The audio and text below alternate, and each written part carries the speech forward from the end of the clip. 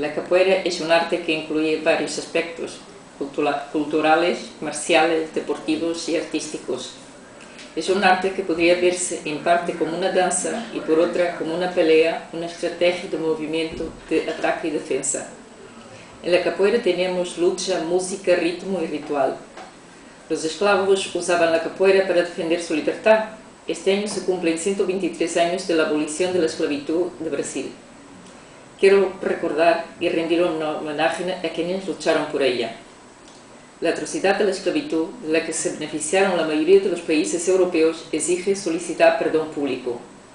El Renacimiento europeo y el poderío americano fueron construidos sobre la ruina de la cultura africana.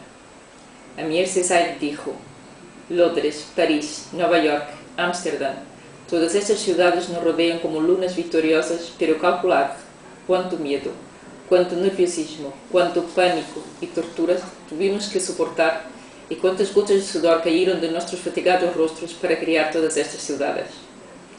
La aparición de los esclavos en Europa fue un momento decisivo para la historia de la humanidad. Se produjo una caza al hombre que duró 400 años y que se convirtió África en un continente manchado de sangre y lágrimas. Portugal capturaba en Angola una media de 12.000 esclavos al año. Llegaron al Brasil durante todo el siglo XVII, formando la mayor comunidad de esclavos angoleños de Brasil. Eso supuso que partes de Angola fueron prácticamente despobladas. Los esclavos llegaban a Brasil en condiciones inhumanas, no les era permitido el uso de ningún tipo de arma ni defensa personal que pusiera en riesgo a sus amos. La capoeira era practicada a escondidas o camuflada entre danzas y músicas.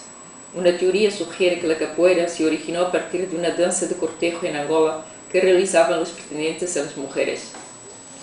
A principios del siglo XIX, según Livingstone, se capturaban anualmente 350.000 personas en África, de las cuales solo una quinta o una décima parte llegaban a su destino.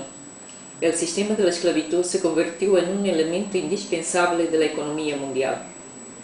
En una descripción de la época, a los africanos se les califica de grandes monos tan hábiles que, bien adiestrados, eran capaces de ocupar el lugar de un criado.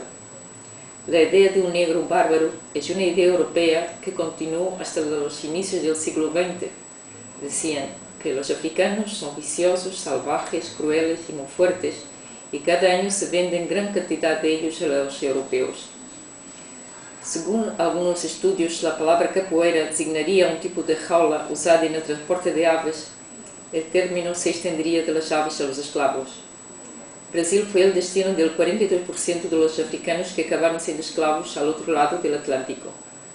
La capoeira surgió como una forma de resistencia a la opresión practicada en secreto, una transmisión de cultura y un estímulo espiritual, y se transmitía normalmente a través de parientes a pequeños grupos de gente joven. Muchos eruditos brasileños sostienen que la capoeira nació como una forma de disimular el hecho de que los esclavos se estaban entrenando para pelear. Hubo grupos de esclavos que escaparon y se agruparon formando asentamientos en diferentes lugares. Estas agrupaciones se unieron formando una sola, a la que los portugueses llamaron quilombo, una palabra quimbundo.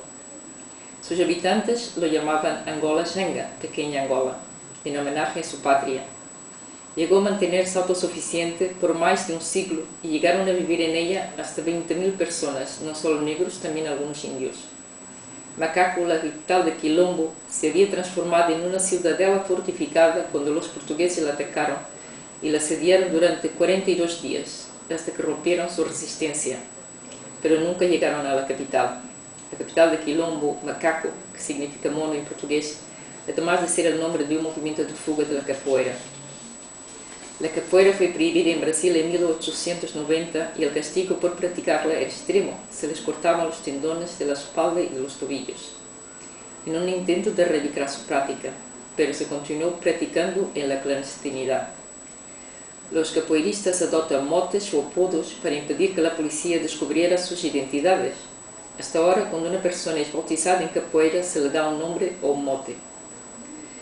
El maestro Bimba hizo una gran contribución para la preservación de este arte al abrir la primera academia para la enseñanza de la capoeira.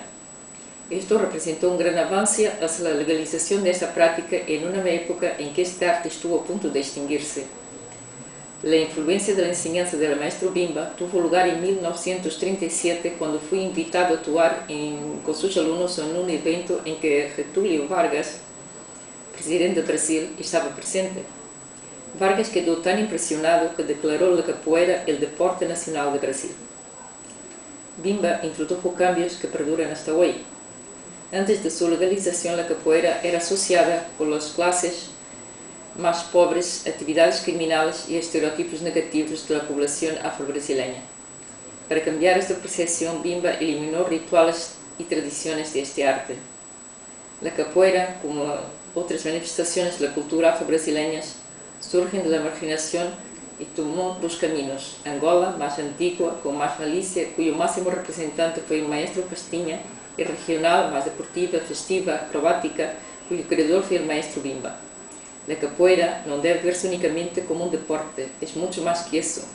La capoeira es un arte nacido en el nombre de la libertad y la lucha contra la esclavitud. Fue la forma de expresión artística que los africanos encontraron para mantener sus tradiciones, su cultura y sus costumbres. La esclavitud fue un lamento lúgubre, hollando el Atlántico. Para el espíritu, practicar y conocer la capoeira es acercarse al alma del pueblo afro-brasileño.